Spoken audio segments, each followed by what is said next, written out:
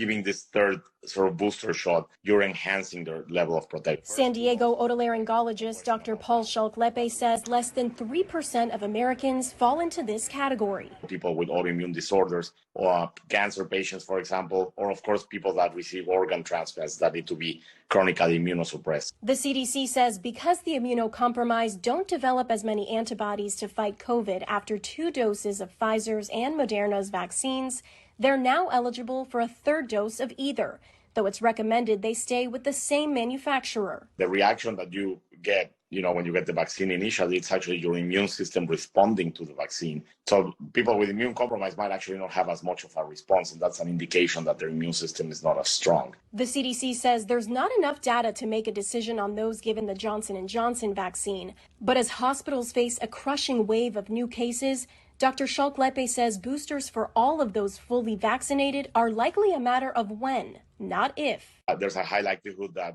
we might be able to modify the vaccine to tailor it to the most aggressive variants. This would probably be happening sometime in the fall or winter. But he says whether another shot can prevent breakthrough cases in all vaccinated people is still unclear. It's possible, and hopefully that will be the case. But let's not forget, and I'm going to stress this, the main goal, though, of administering a booster shot is prevent severe disease, hospitalization, and deaths. Dr. Schalch Lepe says the vaccine hesitant using this news as more ammunition against the shot are simply wrong. So it doesn't mean that vaccines don't work. To the contrary, now we have the technology that helps us make these adjustments and adapt to what's happening with the virus.